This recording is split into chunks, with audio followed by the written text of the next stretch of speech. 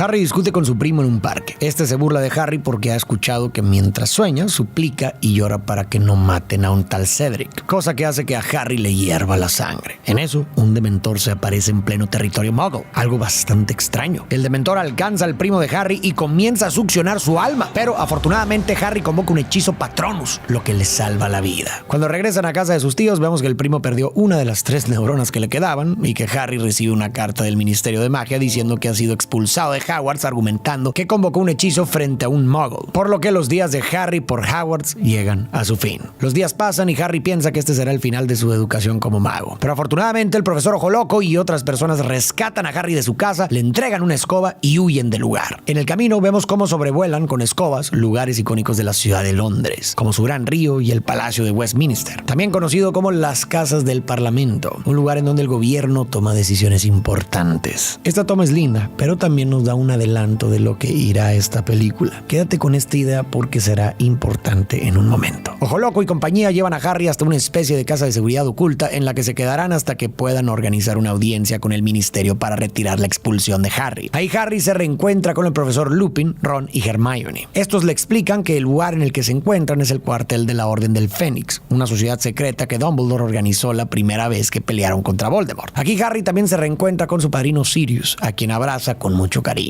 Este también le muestra al chico que el periódico más popular del mundo mágico, el Diario del Profeta, ha estado haciendo una campaña en contra de Harry y Dumbledore, acusándolos de haber mentido respecto al regreso del Señor Tenebroso. Podemos ver que hay imágenes de la cara de Harry con titulares gigantes que cambian su título de El chico que vivió a El chico que mintió. Los miembros de la Orden del Fénix dicen que gran parte de esta campaña es obra de Fudge, un hombre que encabeza el Ministerio de Magia, o sea, el gobierno que regula todo lo que tenga que ver con el mundo mágico. Lo que sucede es que Fudge se niega a aceptar el regreso de Voldemort, y en lugar de tomar medidas para prepararse contra la guerra inminente, el ministerio ha emprendido una campaña de desprestigio contra Harry Potter y Dumbledore. Esto, en parte, lo hace porque ha sido ministro de magia por años y ha gobernado en un periodo de aparente paz. Por lo tanto, si admite que Voldemort ha vuelto, tendría que aceptar que su administración es incompetente, pues habría fallado en detectar la amenaza y en proteger al mundo mágico. Además, Fudge cree que Dumbledore está inventando todo para derrocarlo y tomar su puesto como ministro de magia. Así que ahora, para el gobierno, Dumbledore es un rival político. Y es en parte por esto que el ministerio está intentando expulsar a Harry de Hogwarts con un argumento absurdo, pues saben la popularidad que tiene y que él solo podría iniciar un movimiento.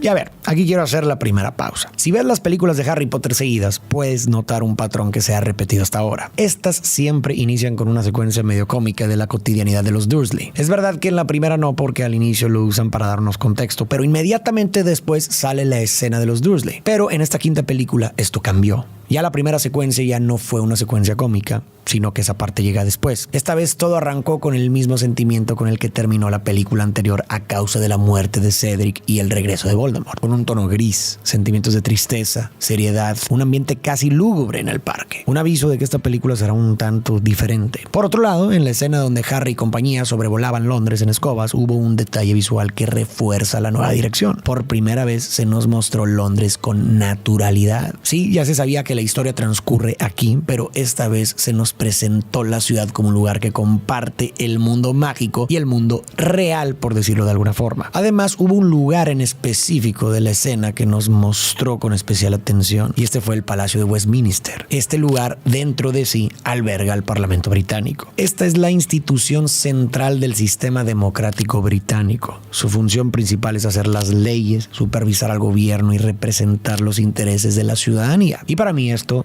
no es casualidad. Creo que mostrarlo con tanto énfasis en una secuencia donde también vimos cosas del mundo mágico como los personajes o las escobas, nos anticipa que esta vez la historia va a ir de la magia mezclada con política, de poder, de manipulación y de la lucha por la verdad. Es como si a través de mezclar los elementos en la escena, la película nos estuviera queriendo decir que lo que estamos a punto de ver en una película fantasiosa tiene mucho más que ver con la realidad de lo que creemos. Uno de estos primeros paralelismos que la película nos plantea es el del poder a través del personaje de Fudge, específicamente del cómo cuando se tuerce, el poder deja de servir al pueblo y se convierte en un mecanismo para proteger a los que lo ostentan. Me parece que la política en su sentido más puro debería ser el arte de gobernar funcionar para el bien común, casi como filantropía. Y el origen etimológico de la palabra democracia nos lo recuerda. Viene del griego demos, o sea, pueblo, y kratos, que significa poder o gobierno. Es decir, el poder del pueblo, el gobierno del pueblo, para el pueblo. Pero aquí vemos justo lo contrario. Foch es el símbolo de ese político que antepone sus propios intereses al bienestar de la sociedad. Pero no lo hace solo por ambición o por el deseo de perpetuarse en el poder, que sin duda es parte del problema, sino que me parece que también lo hace por miedo. Foch es un hombre que ha gobernado durante un largo periodo de aparente paz. Y ante la verdad del regreso de Voldemort, lo que siente probablemente es pánico. Pánico de tener que reconocer que esa estabilidad era frágil, de tener que enfrentar algo que podría desbordarlo, o pánico de que todo lo que ha construido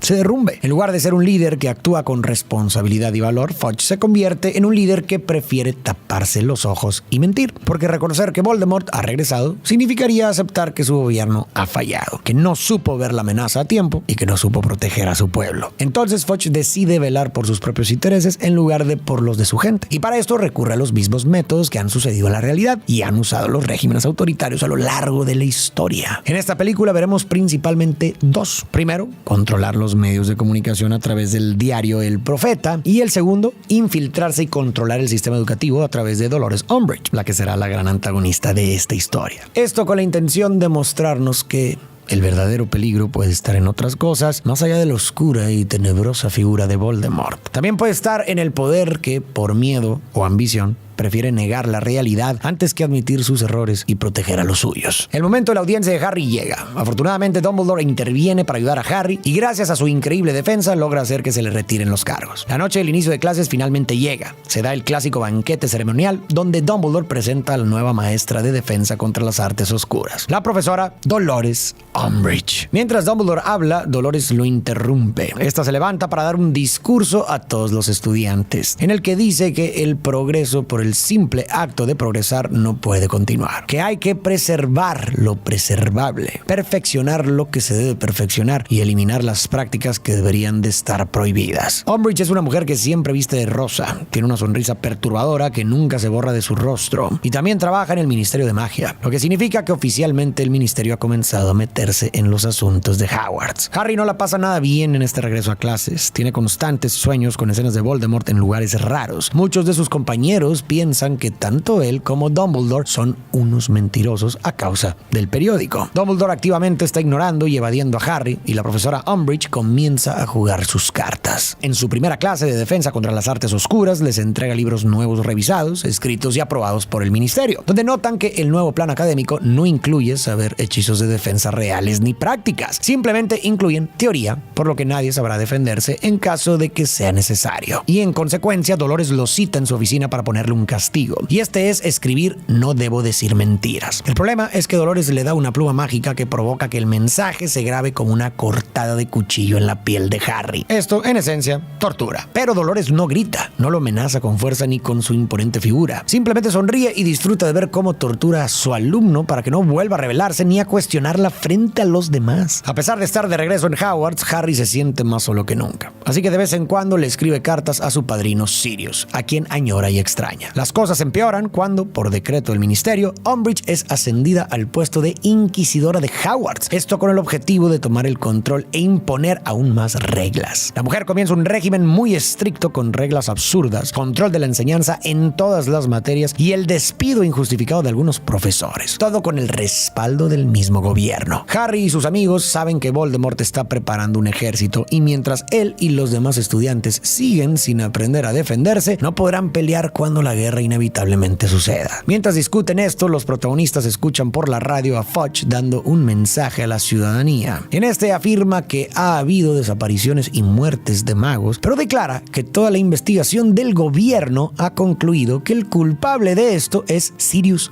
Black. Esto es una total mentira, pues Harry sabe que su padrino es inocente y que las desapariciones forzadas son obra de Voldemort. Pero también sabe que el ministerio está dispuesto a manipular y a mentir con tal de no admitir el peligro inminente. Harry, Ron y Hermione saben que ellos y sus compañeros están desprotegidos ante el inminente peligro que viene. No saben pociones, no saben qué información es real o cuál no, y no saben hechizos ni técnicas para defenderse o atacar en caso de ser necesario. Ahora es momento de hablar sobre Dolores Umbridge. Superficialmente la podemos ver como la representante represión y la crueldad pasiva. Pero para mí va un poco más allá. Para mí Dolores es un símbolo de cómo la educación a lo largo de la historia se ha instrumentalizado como una arma de control político y cultural. Idealmente, la llegada de un nuevo profesor a Hogwarts o a cualquier institución de educación debería de ser para formar mejor a quienes aprenden, para prepararlos más para el mundo o volverlos personas más críticas, completas o que aporten algo positivo. Pero el caso de Dolores es distinto. Como ya pudimos notar, su misión es moldear las mentes jóvenes para que encajen en el relato oficial del gobierno y con ello debilitar cualquier intento de resistencia. Esto mediante la cuidadosa selección de qué mensajes se transmiten, qué verdades se enseñan y qué ideas se refuerzan, lo que convierte a la educación en un instrumento para moldear el pensamiento colectivo a favor de los intereses del poder que la puso ahí. Y una vez más, esto es un paralelismo de algo que ha sucedido a lo largo de la historia. A lo largo del tiempo, los gobiernos han usado las clases de historia, sí, para contar lo que pasó, pero también para moldear cómo queremos que se recuerde. Algo que siempre me ha parecido irónico es como muchas veces los mismos hechos históricos o batallas se nos cuentan resaltando a los símbolos patrios y presentando a sus protagonistas como héroes, maquillando sus acciones para que parezcan más nobles o grandiosas. Lo irónico es que en otro país pueden narrar exactamente esos mismos hechos, pero desde su perspectiva, haciendo que sean ellos los que quedan como los héroes y los justos de la historia. Un ejemplo claro de cómo esto se aplica a la educación, al menos en México, es el de los niños héroes. Y sé que tal vez es un poco nicho, pero es un buen ejemplo, así que ahí te va. Esta es una historia que todos los niños del país aprendemos desde pequeños. Nos cuentan cómo durante la invasión estadounidense de 1847, un grupo de jóvenes cadetes del colegio militar defendió el castillo de Chapultepec con valentía. El clímax de esta historia es cuando uno de esos cadetes, llamado Juan Escutia, al ver que la batalla estaba perdida, se envolvió en la bandera de México y se lanzó desde lo alto del castillo para evitar que el enemigo capturara el estandarte nacional, un acto que simboliza el sacrificio máximo por la patria. Y realmente las cosas fueron tan épicas y patrióticas como la historia que enseñan en las primarias lo cuenta.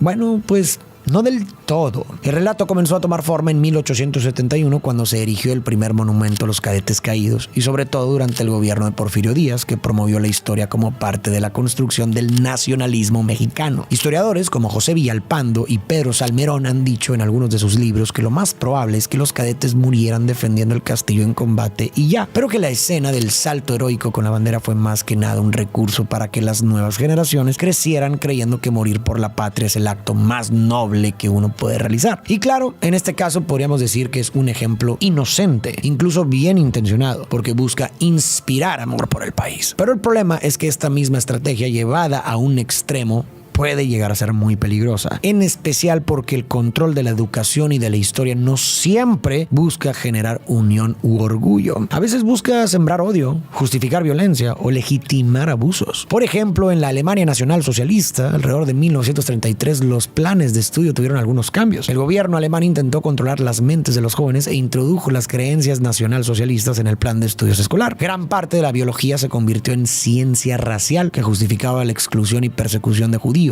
gitanos y otros grupos. Además, el plan académico estaba diseñado para eliminar materias que fomentaran el pensamiento independiente o el análisis crítico. La estructura de las clases buscaba que los estudiantes memorizaran los ideales nacionalsocialistas en lugar de reflexionar o debatirlos. Otro ejemplo está en la Unión Soviética de Stalin. Ahí la historia oficial se reescribía constantemente para borrar a los enemigos del régimen, exaltar la figura de Stalin como un líder infalible y presentar el comunismo soviético como la única vía legítima de justicia. Estos son solo algunos ejemplos de cómo el control del contenido académico ha sido usado para algo mucho más peligroso que fomentar el patriotismo. Y bueno, sabiendo esto, creo que ya es más fácil entender el paralelismo que la película plantea con la vida real. En la película, el nuevo plan académico busca suprimir la práctica, el pensamiento crítico y convertir la clase de defensa contra las artes oscuras en un chiste, con el objetivo de que cuando el momento llegue, los alumnos no sepan defenderse ni física ni intelectualmente. Harry y sus amigos están conscientes de esto, así que toma la decisión de comenzar a investigar, aprender y entrenar por su cuenta, de comenzar su propio ejército, al que llaman Ejército de Dumbledore. Nuestros protagonistas comienzan a reclutar a personas que quieran aprender a defenderse y que le crean a Harry a pesar de lo que los medios digan. El lugar para las clases es la sala de menesteres, un lugar mágico en Hogwarts que se muestra solo para quienes lo necesitan. Ahí Harry les enseña a los estudiantes todo lo que Dolores les ha mantenido en la oscuridad: hechizos de defensa, ataque, maniobras, y todos los que asisten fortalecen sus lazos. No obstante, la profesora Umbridge comienza a sospechar de esto y pone decretos para interrogar estudiantes y prohibir los grupos estudiantiles. Harry también comienza una especie de relación romántica con Cho y las cosas parecen que han tomado el rumbo correcto. Sin embargo, una noche las pesadillas vuelven a invadir a Harry. Este sueña que Arthur Weasley, el papá de Ron, sufre un ataque dentro del ministerio. Pero en su sueño ve las cosas como si él mismo fuera el atacante. Asustado es llevado hasta la oficina de Dumbledore. El director sabe que esto no es un sueño, sino una visión. Así que mandan gente para salvar al padre de Ron. A pesar de esto, Dumbledore se comporta distante y le pide a Snape que tome cartas en el asunto. Snape lleva a Harry a un cuarto donde le revela que hay una conexión entre la mente de Voldemort y la de Harry. Pero de momento nadie sabe si Voldemort está consciente de esta conexión. El problema es que, de saberlo, podría usar para leerla, controlarla y destrozarla. Por este motivo, Snape le enseña a Harry a controlar su mente para evitar ser penetrada. Cuando llegan las vacaciones de invierno, Harry tiene una conversación importante con Sirius. Potter le cuenta que en su visión él era quien atacaba al padre de Ron y que últimamente había estado sintiendo demasiada ira por todo. Una ira que jamás se va, por lo que cree que se está transformando en alguien como Voldemort, alguien malo. Sirius le dice que no es una persona mala, solo es una persona buena que ha vivido cosas malas. Además, le recuerda que el mundo no se divide entre buenas personas y mortífagos, sino que todos tienen luz y oscuridad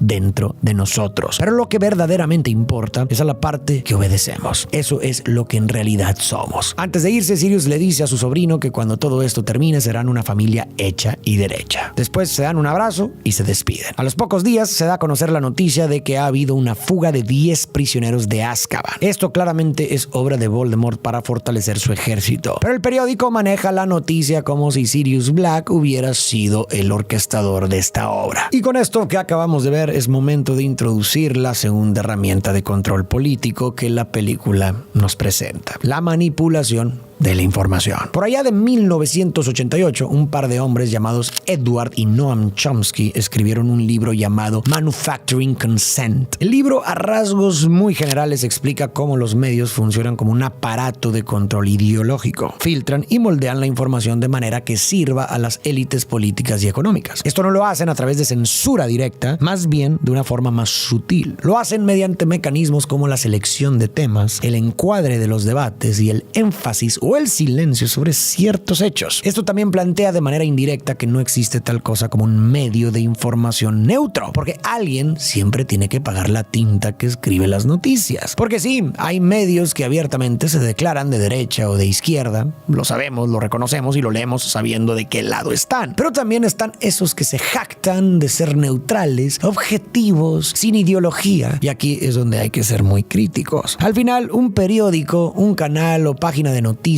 son empresas, y como toda empresa tiene que sobrevivir. Alguien tiene que pagar los salarios, los servidores o la publicidad, y quien paga casi siempre tiene derecho a decir qué se publica y cómo se publica. A veces ese alguien es un grupo económico, un político, un gobierno o incluso los grandes anunciantes que sostienen al medio. Porque lo mismo pasa con los medios digitales que dependen de anuncios en internet. No son neutrales. Quienes pagan los anuncios tienen intereses y no van a asociarse con contenidos que dañen su imagen, aunque ese contenido sea la verdad. En ese sentido, muchas veces los medios no trabajan para mostrarnos el mundo como es, sino el mundo como conviene que lo veamos. Uno de los ejemplos más famosos de esta idea de que alguien tiene que pagar la tinta es el de las empresas del tabaco. Durante gran parte del siglo XX, las principales compañías tabacaleras del mundo, entre ellas Philip Morris, financiaron estudios científicos y campañas mediáticas cuyo objetivo no era sembrar dudas. Cuando empezaron a surgir las primeras investigaciones serias que vinculaban el tabaquismo con el cáncer de pulmón, las enfermedades cardiovasculares y la adicción a la nicotina, estas empresas destinaron millones de dólares para financiar a científicos, laboratorios y expertos que produjeran estudios diciendo que no había suficiente evidencia para vincular el tabaco con el cáncer o que la nicotina no era adictiva. En 1998, tras juicios y demandas, las compañías tabacaleras tuvieron que entregar miles de documentos internos como parte del acuerdo legal conocido como el Master Settlement Agreement en Estados Unidos. Estos documentos demostraron cómo habían coordinado sus esfuerzos para manipular a la opinión pública y frenar regulaciones. En la política, las personas en el poder lo saben y juegan el mismo juego. Si no les conviene, muchas veces no dirán los hechos de una forma objetiva. Lo harán de una forma en la que puedan proteger su imagen. O si les conviene, planea crearle una reputación a su oponente, no escatimarán en inventar cosas o decir mentiras para hacerlo. El ejemplo de Harry es muy evidente. En lugar de siquiera plantear la posibilidad de que la fuga en Azkaban haya sido orquestada por Voldemort, prefirieron echarle la culpa a la figura popular de Sirius para no insinuar que el regreso de Voldemort podía ser verdad. Y la historia está lleno de ejemplos donde los medios maquillaron la verdad. La guerra de Vietnam fue un ejemplo de esto. Durante años, muchos medios en Estados Unidos reprodujeron la narrativa oficial del gobierno de que la guerra iba bien, de que era necesaria y que se estaba ganando. No fue hasta la filtración de los papeles del Pentágono y la cobertura brutalmente honesta de periodistas en el terreno que la verdad sobre el desastre de la guerra y las mentiras oficiales salió a la luz. Otro ejemplo fue el encubrimiento de Chernobyl. Pues los primeros días tras el desastre, los medios soviéticos difundieron que todo estaba bajo control para no preocupar a la población ni admitir que se habían equivocado. Todo esto mientras la radiación se expandía. Así que sí, tanto en Harry Potter como en la vida real, la mayoría de los medios de comunicación no funcionan como un contrapeso al poder. Muchas veces son herramientas para fabricar la aceptación pública de las políticas y acciones de las élites políticas y económicas. Si de por sí las cosas en Hogwarts eran preocupantes, llega una noticia que hace todo peor. Un mal día, Dolores Umbridge termina descubriendo al grupo estudiantil con las manos en la masa. Lo más terrible de esto es que el ejército se llama Ejército de Dumbledore, por lo que incriminan al director de la escuela. Harry trata de decir que fue su idea, pero Dumbledore admite la culpa. Ante esto, el Ministerio de Magia ordena que lo manden a Azkaban. Pero como Dumbledore no tiene ninguna intención de ir, se da a la fuga con un gran truco. Y aunque Dumbledore escapa, le da entrada libre a Dolores Umbridge para volverse la nueva directora de la escuela y obteniendo el control total. Por otro lado, las lecciones para evitar que Voldemort penetre la mente de Harry continúan al mando de Snape.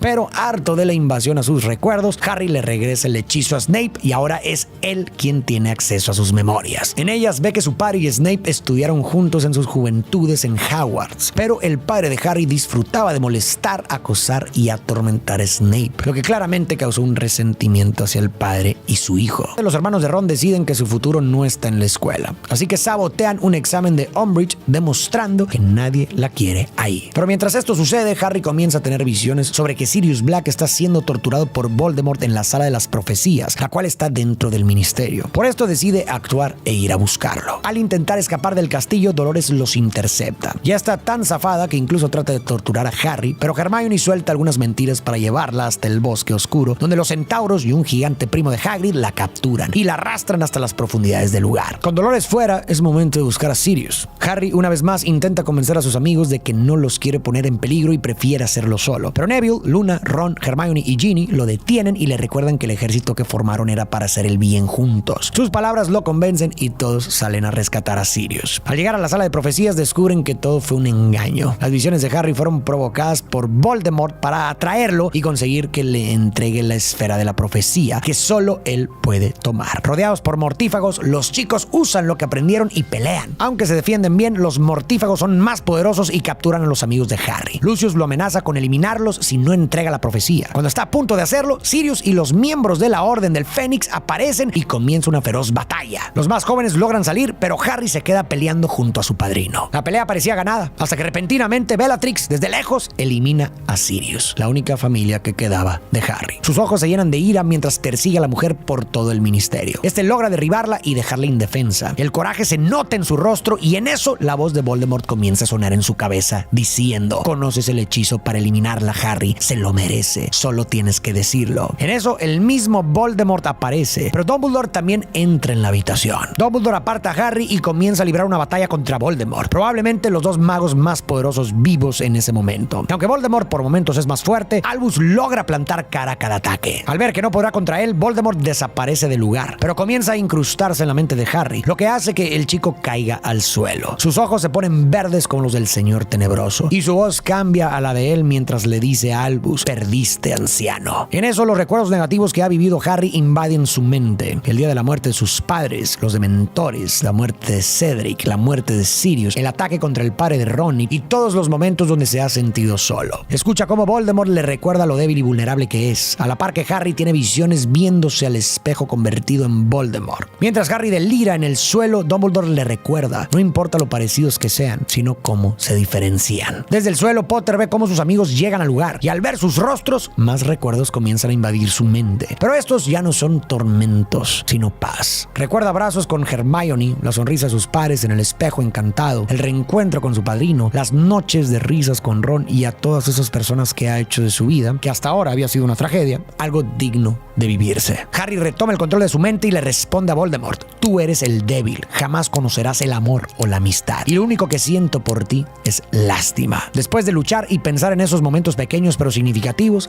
Harry logra expulsar de su mente a Voldemort. Esta escena me pareció bellísima, porque se puede entender como una representación de esas batallas íntimas que todos hemos enfrentado alguna vez. La lucha interna contra el dolor, la ira, el miedo o la desesperanza. Como vimos, Voldemort no intentó derrotar a Harry desde fuera, lo intentó desde dentro, buscando quebrarlo desde sus heridas más profundas. Literalmente era esa voz que en los peores días te dice que todo está perdido. Así que esa batalla fue la lucha por no dejarnos consumir por el mal que sentimos dentro, por no convertirnos en lo que tememos o lo que nos ha hecho daño. Pero lo bello aquí es que Harry no ganó esta batalla con algún hechizo o pociones, sino que lo hizo recordando y sosteniendo esos pequeños momentos de amor, de asombro y de conexión que vivió con la gente que quiere, porque es en la belleza de esos pequeños instantes donde encontramos algo a lo que vale la pena aferrarse. En los días más grises siempre habrá 1000 razones para rendirse, pero basta una sola para tener esperanza. Lo importante es encontrarla y aferrarse a ella, porque esa luz, por pequeña que sea, puede recordarnos que lo oscuro es pasajero y que aún quedan buenos momentos por vivir que harán que todo valga la pena. Por otro lado, esta batalla interna de Harry contra Voldemort en su mente es la continuación de un tema que he mencionado en los análisis anteriores. La sombra de Harry es el lado oscuro que comparte con su enemigo. Ya hemos hablado de cómo Harry y Voldemort tienen mucho en común, y en más de una ocasión Harry ha sentido miedo de la ira que ve en sí mismo, de su capacidad para hacer daño, el eco de Voldemort que habita en lo profundo de su ser. Y en esta escena, lo que lo salvó nuevamente es lo que siempre ha sido su mayor fuerza: el amor de los suyos. Como he dicho antes, lo que marca la diferencia entre el camino de Voldemort y el de Harry es el amor que ha recibido. Mientras Voldemort nunca tuvo ese lazo, nunca permitió que nadie lo amara ni se atrevió a amar, Harry encuentra en esos lazos la fuerza para obedecer el bien y resistir la tentación de rendirse al lado oscuro que sabe que lleva dentro. No somos lo que sentimos en nuestros peores momentos, somos lo que decidimos hacer con ello. Voldemort sale de la mente de Harry, pero consigue materializarse en físico una vez más. Y antes de que pueda atacar, Fudge aparece en el ministerio junto con muchos otros hombres del gobierno, quienes con sus propios ojos atestiguan que Voldemort ha regresado. Gracias a esto, el mundo mágico se entera de que Voldemort ha regresado y Harry y Albus nunca mintieron. También despiden a Umbridge y vuelven a darle a Albus el cargo como director de Hogwarts. Antes de que las clases terminen, Albus le revela a Harry que mantuvo su distancia con él porque sabía que pronto Voldemort descubriría la conexión entre sus mentes. Así que pensó que si se alejaba, el señor tenebroso estaría menos tentado a hacerlo. Por su parte, Harry le cuenta que antes de que la profecía se destruyera, alcanzó a escucharla. Uno de los dos deberá morir a manos del otro, pues ninguno podrá vivir mientras el otro siga con vida. O sea que Harry deberá de eliminarlo. Mientras Harry y su ahora más crecido grupo de amigos caminan hacia el tren, les dice algo importante. Aunque nos espera una lucha larga, tenemos algo que Voldemort no tiene, algo por lo que luchar, algo digno que defender. Para cerrar, creo que lo más valioso que podemos llevarnos de esta historia es una invitación a ser críticos con la información que consumimos. Así como en el mundo mágico el diario del profeta sirvió más para encubrir la verdad que para revelarla, en nuestro mundo real también debemos estar atentos, porque siempre hay alguien que paga la tinta o alguien que se beneficia, y eso de una forma u otra influye en lo que se publica, en cómo se publica y en lo que se calla. Por eso es importante no quedarnos con una sola versión de las cosas, buscar distintas fuentes, contrastar, cuestionar lo que nos dicen y también lo que queremos creer. Estar dispuestos a escuchar y debatir con quienes piensan diferente, porque muchas veces es ahí donde más aprendemos. Y tener siempre presente que no existe tal cosa como una verdad absoluta de los hechos. Lo que tenemos son miradas, interpretaciones, relatos que merecen ser contrastados y pensados. Al final, lo que nos queda es el ejercicio constante del pensamiento crítico, que no nos hace dueños de la verdad, pero sí nos ayuda